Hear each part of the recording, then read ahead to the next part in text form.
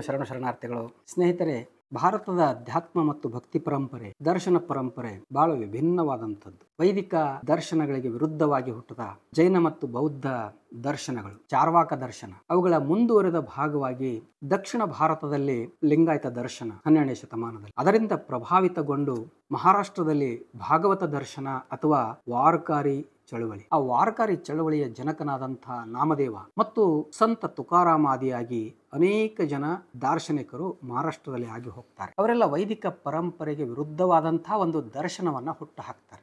ಆನಂತರ ಅದು ಉತ್ತರ ಭಾರತಕ್ಕೆ ವ್ಯಾಪಿಸಿ ಅಲ್ಲಿ ರವಿದಾಸ ಮತ್ತು ಕಬೀರದಾಸರ ಚಳುವಳಿಗೆ ನಾಂದಿಯನ್ನು ಹಾಡಿ ಕೊನೆಗೆ ಪಂಜಾಬಿನವರೆಗೆ ಹೋಗಿ ಗುರುನಾನಕರು ಸಿಖ್ ದರ್ಶನವನ್ನ ಸ್ಥಾಪಿಸುವವರೆಗೆ ಮುಂದುವರಿತಾರೆ.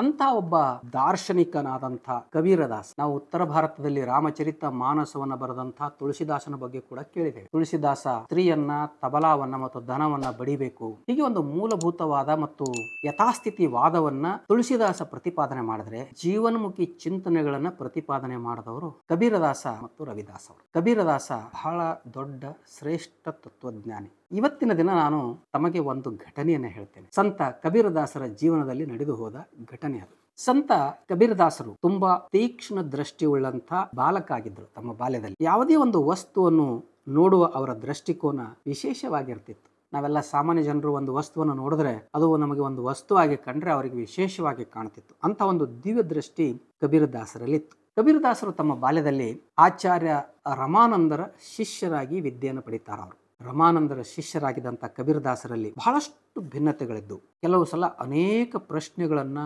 ಸಂಶಯಗಳು ಅವರ ಮನದಲ್ಲಿ ಹುಟ್ಟು ಪಡಿತಿದ್ವು. ಆ ಪ್ರಶ್ನೆ ಮತ್ತು ಸಂಶಯಗಳು ಯಾವಾಗ ಹುಟ್ಟುತ್ತವೋ ಆವಾಗ ಅವರು ಒಂದು ಪರೀಕ್ಷಾಪಾದಿಯಲ್ಲಿ ತಮ್ಮ ಗುರುವನ್ನೂ ಪರೀಕ್ಷೆಗೆ ಒಳಪಡಿಸುವ ಮೂಲಕ ತಮಗೆ ಬಂದ ಸಂದೇಹಗಳು, ಸಂಶಯಗಳು ಮತ್ತು ತಮ್ಮಲ್ಲಿ ಹುಟ್ಟಿದ ಪ್ರಶ್ನೆಗಳಿಗೆ ಉತ್ತರವನ್ನ ಪಡೆಯುವ ಪ್ರಯತ್ನ ನಿರಂತರವಾಗಿ ಕಬೀರದಾಸರು ಮಾಡ್ತಿರ್ತಾರೆ.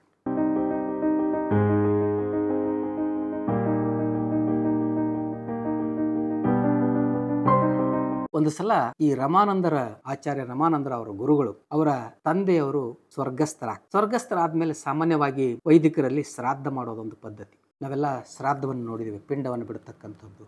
ವೈದಿಕರು ಶ್ರಾದ್ದ ಮಾಡಿದಾಗ ಅವರ ತಂದೆ ಅಥವಾ ಅವರ ಪೂರ್ವಜರು ಪಿತೃಪಕ್ಷ ಕೂಡ ಅವರು ಆಚರಣೆ ಮಾಡ್ತಾರೆ. ಸಾಮಾನ್ಯವಾಗಿ ಶ್ರಾದ್ದಗಳು ಮಾಡುವಾಗ ತಮ್ಮ ಪೂರ್ವಿಕರು ಅಥವಾ ಸತ್ತು ಹೋದವರು ಯಾರ ಶ್ರಾದ್ದವನ್ನು ಇವರು ಮಾಡ್ತಿರ್ತಾರೋ ಅಂಥವ್ರು ಜೀವನದಲ್ಲಿ ಯಾವುದೆಲ್ಲವನ್ನ ಇಷ್ಟಪಟ್ಟು ಉಣ್ತಿದ್ರು, ಯಾವುದೆಲ್ಲ ಇಷ್ಟಪಟ್ಟು ಉಡುತ್ತಿದ್ರು ಅಂಥವುಗಳನ್ನೆಲ್ಲ ಅವರು ಅರ್ಪಣೆ ಮಾಡೋದು ಒಂದು ಪದ್ಧತಿ, ಆಚರಣೆ, ಶ್ರಾದ್ದ. ನಾವು ನೋಡ್ತೇವೆ ಸಾಮಾನ್ಯವಾಗಿ ಪಿತೃಗಳೆಲ್ಲ ಕಾಗೆಗಳಾಗಿ ಹುಟ್ಟಿ ಬರ್ತವೆ ಅನ್ನೋದು ವೈದಿಕ ಧರ್ಮದಲ್ಲಿನ ನಂಬಿಕೆ. ಅದಕ್ಕಾಗಿ ಶ್ರಾದ್ದಗಳು ಮಾಡಿದಾಗ ಪಿಂಡಗಳನ್ನ ಕಾಗೆಗಳಿಗೆ ಮೊದಲಿಡುತ್ತಾರೆ. ಕಾಗೆ ಪಿಂಡವನ್ನ ಮುಟ್ಟಿತು ಅಂದ್ರೆ ತಮ್ಮ ಸ್ವರ್ಗದಲ್ಲಿರತಕ್ಕಂಥ ಪಿತೃಗಳಿಗೆ ಅವರ ಆಹಾರ ಹೋಗಿ ತಲುಪಿತು, ಅವರು ಸಂತೃಪ್ತರಾದರು ಅಂತ. ಪೂರ್ವಿಕರನ್ನ ಸಂತೃಪ್ತಗೊಳಿಸುವ ಕ್ರಿಯೆಯೇ ಶ್ರಾದ್ದ ಕ್ರಿಯೆ. ಇದು ನಮಗೆ ಗೊತ್ತಿರಬೇಕು. ಹೀಗೆ ಆಚಾರ್ಯ ರಮಾನಂದರ ತಂದೆಯ ಶ್ರಾದ್ದ ಇರ್ತದೆ. ಆ ಶ್ರಾದ್ದ ಪುರೋಹಿತರನ್ನ ಕರೆಸಿ ಪುಷ್ಕಳ ಭೋಜನವನ್ನ ಮಾಡಿಸುವ ಮೂಲಕ ಆ ಪದ್ಧತಿಯನ್ನ ನೆರವೇರಿಸೋದು ಒಂದು ವಾಡಿಕೆ. ಪುರೋಹಿತರು ಸೇವಿಸುವ ಆಹಾರ ತಮ್ಮ ಮೃತ ತಂದೆಗೆ ಹೋಗಿ ತಲುಪ್ತದೆ ಅನ್ನೋದು ನಂಬಿಕೆ. ನಾನು ಹೇಳಿದಾಗೆ ಕಾಗೆಗಳಿಗೂ ಕೂಡ ಹಾಕಿದ್ರೆ ಆ ಕಾಗೆಗಳ ಮೂಲಕವೂ ತಮ್ಮ ಪಿತೃಗಳಿಗೆ ಆ ಆಹಾರ ಹೋಗಿ ಮುಟ್ಟುತ್ತದೆ ಅನ್ನುವಂಥದ್ದು ಒಂದು ಸನಾತನ ಧರ್ಮದ ನಂಬಿಕೆ. ಅವರು ಶ್ರಾದ್ದದ ತಯಾರಿಯನ್ನು ಮಾಡ್ತಾರೆ, ಭೋಜನದ ತಯಾರಿ.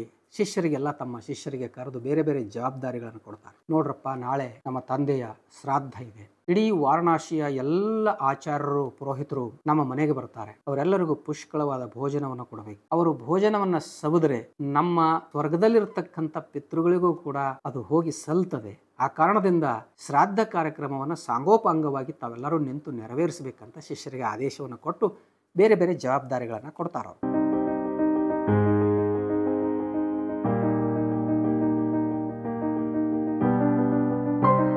ಹಾಗೆಯೇ ಕಬೀರದಾಸ, ಆತನೂ ಕೂಡ ರಮಾನಂದರ ಶಿಷ್ಯ, ಆಚಾರ್ಯ ರಮಾನಂದರ ಶಿಷ್ಯ. ಆತನಿಗೂ ಕರೆದು ಹೇಳ್ತಾರೆ, ನೋಡಪ್ಪ ಕಬೀರ, ನೀನು ನಾಳಿನ ಶ್ರಾದ್ದ ಕಾರ್ಯಕ್ರಮಕ್ಕೆ ಭೋಜನ ವ್ಯವಸ್ಥೆಗೆ ಹಾಲು ಬೇಕಾಗ್ತದೆ, ಕ್ಷೀರ. ಅದು ಹಸುವಿನ ಹಾಲು, ಆಕಳ ಹಾಲು. ಆಕಳು ಎಲ್ಲಿ ಸಿಗ್ತದೋ ನೋಡಿಕೊಂಡು ಒಂದಷ್ಟು ಯಥೇಚ್ಛವಾಗಿ ಹಸುವಿನ ಹಾಲನ್ನು ನೀನು ತರಬೇಕು ಅನ್ನೋ ಜವಾಬ್ದಾರಿ ಕಬೀರದಾಸರಿಗೆ ಆಚಾರ್ಯ ರಮಾನಂದರು ಕೊಡ್ತಾರೆ. ಕಬೀರದಾಸರು ಹಾಲು ತರಲಿಕ್ಕೆ ಹೋಗಿಬಿಡ್ತಾರೆ. ಮಧ್ಯಾಹ್ನ ಆದರೂ ಬರೋದಿಲ್ಲ. ಮಧ್ಯಾಹ್ನದ ಊಟದ ಸಮಯ, ಶ್ರಾದ್ದದ ಕಾರ್ಯಕ್ರಮ. ಆಚಾರ್ಯ ರಮಾನಂದರವರು ಚಿಂತಿತರಾಗ್ತಾರೆ. ಬಹಳ ಒಬಿಡಿಯಂಟ್ ಶಿಷ್ಯ ಕಬೀರ, ಹೀಗೆ ಯಾಕೆ ಮಾಡ್ದ? ಹಾಲು ತರಲಿಕ್ಕೆ ಕಳಿಸಿದ್ರೆ ಇಷ್ಟೊತ್ತಿಗಾಗಲೇ ತರಬೇಕಾಗಿತ್ತು, ಮಧ್ಯಾಹ್ನ ಆಯಿತು, ಊಟದ ಸಮಯ ಆಯಿತು, ಪುರೋಹಿತರೆಲ್ಲ ಬಂದು ಕೂತಿದ್ದಾರೆ, ಹೇಗೆ ಮಾಡೋದು ಅಂತ ಚಿಂತಿತರಾಗ್ತಾರೆ. ಆ ಕಾಲದಲ್ಲಿ ಸಂಪರ್ಕದ ಕೊರತೆ ಇರೋದರಿಂದ ಈಗಿನ ಕಾಲದ ಹಾಗೆ ಮೊಬೈಲ್ ಇದ್ದರೆ ಫೋನ್ ಮಾಡಿರೋರೇನೋ ಪಾಪ ಅವಾಗ ಇರಲಿಲ್ವಲ್ಲ. ಹಾಗಾಗಿ ಅವರು ಏನು ಮಾಡೋದು ಅಂತ ಚಿಂತಿತರಾಗಿ ಹಾಲು ಇಲ್ಲದೆಯೇ ಶ್ರಾದ್ದದ ಕಾರ್ಯಕ್ರಮವನ್ನು ನಡೆಸ್ತಾರೆ. ಪುರೋಹಿತರಿಗೆಲ್ಲ ಸಿಟ್ಟು ಬರಬಾರದು ಅಂತ ತಿಳ್ಕೊಂಡು ತಾವು ಮಾಡಿದ ಎಲ್ಲ ಭಕ್ಷ್ಯ ಭೋಜಗಳು ಪುಷ್ಕಳವಾಗಿ ಪುರೋಹಿತರಿಗೆ ಊಟಕ್ಕೆ ಇಕ್ಕಿ ಅವರು ಸಂತೃಪ್ತರಾಗ್ತಾರೆ. ಆಮೇಲೆ ನೆನಪಾಗ್ತದೆ ಪುರೋಹಿತರೆಲ್ಲ ಮನೆಗೆ ಹೋದ್ಮೇಲೆ, ನಮ್ಮ ಶಿಷ್ಯ ಎಲ್ಲಿ ಹೋದ, ಆತನನ್ನು ಹುಡುಕೊಂಡು ಬರಬೇಕು ಅಂತ. ಗುರುಗಳು ಹಾಲು ತರಲು ಹೋದಂಥ ತಮ್ಮ ಶಿಷ್ಯ ಕಬೀರದಾಸನನ್ನು ಹುಡುಕೊಂಡು ಒಂದಷ್ಟು ಶಿಷ್ಯರನ್ನು ಕರ್ಕೊಂಡು ಅಯೋಧ್ಯೆಯ ಎಲ್ಲ ಬೀದಿಗಳು ಸುತ್ತಾಡಿ ಸುತ್ತಾಡಿ ಸುತ್ತಾಡಿ ಸುತ್ತಾಡಿ ಕೊನೆಗೆ ಒಂದು ಸ್ಥಳಕ್ಕೆ ಬಂದು ನಿಲ್ತಾರೆ.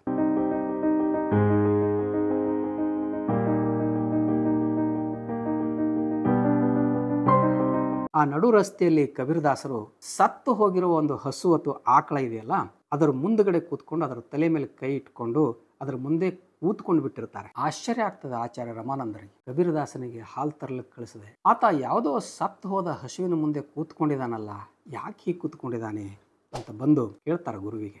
ಏನಪ್ಪ ಕಬೀರ, ಶ್ರಾದ್ದದ ಕಾರ್ಯಕ್ರಮಕ್ಕೆ ಹಾಲು ತರಲಿಕ್ಕೆ ಕಳಿಸಿದ್ರೆ ನೀನು ಹಾಲು ತರೋದು ಬಿಟ್ಟು ಈ ನಡುಬೀದಿಯಲ್ಲಿ ಸತ್ತ ಆಕಳ ಮುಂದೆ ಕೂತ್ಕೊಂಡು ಬಿಟ್ಟಿದೆಯಲ್ಲ, ಯಾಕೆ? ಬಹಳ ಮುಗ್ಧವಾಗಿ ಮತ್ತು ಅಷ್ಟೇ ಅರ್ಥಪೂರ್ಣವಾಗಿ ಕಬೀರದಾಸರು ತಮ್ಮ ಗುರು ಆಚಾರ್ಯ ರಮಾನಂದರವರ ಹತ್ರ ಒಂದು ಪ್ರಶ್ನೆ ನೀಡ್ತಾರೆ. ಗುರುಗಳೇ, ನೀವು ಹೇಳಿದ ಕೆಲಸವನ್ನು ನಾನು ಬಹಳ ಶ್ರದ್ಧೆಯಿಂದನೇ ಮಾಡ್ತಾ ಇದ್ದೇನೆ. ಬೆಳಗ್ಗೆಯಿಂದ ಈ ಹಸುವಿನ ಮುಂದೆ ಕೂತಿದ್ದೇನೆ, ಒಂದು ತೊಟ್ಟು ಒಂದು ಹನಿ ಹಾಲು ಕೂಡ ಈ ಆಕಳು ನನಗೆ ಕೊಡ್ತಾ ಇಲ್ಲ, ತಾವೇ ನೋಡಬಹುದು. ಆಗ ಗುರುಗಳು ಹೇಳ್ತಾರೆ, ಏ ಹುಚ್ಚಪ್ಪ, ಎಂಥ ದೊಡ್ಡ ಶಿಷ್ಯನೋ ನೀನು, ಆ ಆಕಳು ಸತ್ತು ಹೋಗಿದೆ ಕಣಯ್ಯ, ಸತ್ತು ಹೋದ ಆಕಳು ಹಾಲು ಕೊಡ್ಲಿಕ್ಕೆ ಸಾಧ್ಯ ಏನಯ್ಯ? ಕಬೀರದಾಸರು ಮತ್ತೆ ಅಷ್ಟೇ ಮುಗ್ಧತೆಯಿಂದ ತಮ್ಮ ಗುರುವಿಗೆ ಪ್ರಶ್ನೆಯನ್ನು ಕೇಳ್ತಾರೆ. ಗುರುಗಳೇ, ಯಾವಾಗ ಸತ್ತು ಹೋದ ನಿಮ್ಮ ಪಿತೃಗಳಿಗೆ ಆಚಾರ್ಯರಿಗೆ ಕರೆದು ಪುಷ್ಕಳ ಭೋಜನವನ್ನು ಹಾಕಿ ಅವರು ಉಂಡ ಆಹಾರ ನಿಮ್ಮ ಪಿತೃಗಳಿಗೆ ತಲುಪಿಸಲು ಸಾಧ್ಯ ಆಗುವುದಾದರೆ ಸತ್ತ ಆಕಳು ಯಾಕೆ ಹಾಲು ಕೊಡಬಾರದು ಅನ್ನುವ ಪ್ರಶ್ನೆ ನೀಡ್ತಾರೆ. ಆಚಾರ್ಯ ರಮಾನಂದ ಅವರಿಗೆ ಆಶ್ಚರ್ಯನೂ ಆಗ್ತದೆ, ದಿಗಿಲು ಕೂಡ. ಹೌದಲ್ಲ, ಯಾರೋ ಮಾಡಿಕೊಂಡು ಬಂದಂಥ ಪದ್ಧತಿಗಳನ್ನು ನಾವು ಹಾಗೆ ಮುಂದುವರಿಸಿಕೊಂಡು ಹೊರಟಿದ್ದೀವಿ. ಪಿತೃಗಳು ನಿಜವಾಗಲೂ ಬಂದು ಕಾಗೆಯ ರೂಪದಲ್ಲಿ ಆಹಾರವನ್ನು ತಿನ್ನಲಿಕ್ಕೆ ಸಾಧ್ಯವೇ? ಆಚಾರ್ಯರ ರೂಪದಲ್ಲಿ ಅದು ಹೋಗಿ ನಮ್ಮ ಪಿತೃಗಳಿಗೆ ಮುಟ್ಟಲಿಕ್ಕೆ ಸಾಧ್ಯವೇ? ಯಾರು ಉಣ್ತಾರೋ ಅವರು ಸತ್ತದು, ಸತ್ತವರು ಸತ್ತು ಹೋದರು. ಇವೆಲ್ಲ ಎಂಥ ದೊಡ್ಡ ಆಚರಣೆಗಳು ಅಂತ ಅವರು ಕಣ್ಣು ತೆರೀತದೆ. ಗುರುಗಳೇನೋ ಕಣ್ಣು ತೆರೆದರು ರಮಾನಂದರು. ಕಬೀರದಾಸರು ತಮ್ಮ ವೈಚಾರಿಕತೆಯ ಮೂಲಕ ತನ್ನ ಗುರುವಿನ ಕಣ್ಣೇನೋ ತೆರೆಸಿದ್ರು. ಆದರೆ ನಾವು ಇವತ್ತು 21ನೇ ಶತಮಾನದಲ್ಲಿ ಸಂವಿಧಾನದ ಆಶ್ರಯದಲ್ಲಿ ವಿಜ್ಞಾನ ಮತ್ತು ತಂತ್ರಜ್ಞಾನಗಳ ಭರಾಟೆಯ ಕಾಲಮಾನದಲ್ಲೂ ಕೂಡ ಇನ್ನೂ ಇದೇ ಬಗೆಯ ಅನೇಕ ಮೌಢ್ಯ ಆಚರಣೆಗಳಲ್ಲಿ ಮುಳುಗಿದ್ದೇವೆ. ಎಂಥ ದುರಂತದ ಸಂಗತಿ. ನಾವು ಇಂಥ ನಂಬಿಕೆಗಳನ್ನು ಬಿಟ್ಟು ವೈಜ್ಞಾನಿಕವಾಗಿ ಚಿಂತಿಸುವ, ವಿಜ್ಞಾನದ ಬಗ್ಗೆ ತುಡಿಯುವಂಥ ಮನೋಭಾವ ಯಾವಾಗ ಬೆಳೆಸ್ಕೊಳ್ತೇವೆ, ನಮ್ಮ ಕಣ್ಣುಗಳು ಯಾವಾಗ ತೆರಿತವೆ ಅನ್ನುವಂಥ ಪ್ರಶ್ನೆ ನನಗೂ ಕಾಡ್ತಾ ಇದೆ. ಶರಣು ಶರಣಾರ್ಥಿ. ಸತ್ಯವನ್ನು ಪ್ರತಿಪಾದಿಸುವ, ಜನರನ್ನು ಜಾಗೃತಿಗೊಳಿಸುವ ನನ್ನ ವಿಡಿಯೋಗಳನ್ನು ತಪ್ಪದೆ ಎಲ್ಲರೂ ನೋಡುತ್ತೀರಿ. ನೋಡಿದಾದ ಮೇಲೆ ಈ ವಿಡಿಯೋಗಳನ್ನು ನೀವಷ್ಟೇ ನೋಡಿ ಮರೆತು ಬಿಡದೆ ನಿಮ್ಮ ಸಮೀಪದ ಬಂಧುಗಳಿಗೂ ಸ್ನೇಹಿತರುಗಳಿಗೂ ಹಂಚಿಕೊಳ್ಳುವುದನ್ನು ಮರೆಯದೆ ನನ್ನ ಈ ಚಾನಲ್ನಲ್ಲಿ ಬರತಕ್ಕಂಥ ಜಾಯಿನ್ ಆಪ್ಷನನ್ನು ನಿಮ್ಮದಾಗಿಸಿಕೊಳ್ಳಿ. ಈ ಚಾನಲ್ಗೆ ಸದಸ್ಯರಾಗುವ ಮೂಲಕ ಚಾನಲನ್ನು ಬಲಪಡಿಸುವ ಕಾರ್ಯ ನೀವು ಮಾಡ್ತಾ ಹೋದರೆ ನಾನು ಕೂಡ ಅನೇಕ ನಿಗೂಢವಾಗಿ ಮರೆಯಾದ ವಿಷಯಗಳು ತಮ್ಮೆದುರುಗಡೆ ಇಡ್ತಾ ಹೋಗ್ತೇನೆ. ಎಲ್ಲರಿಗೂ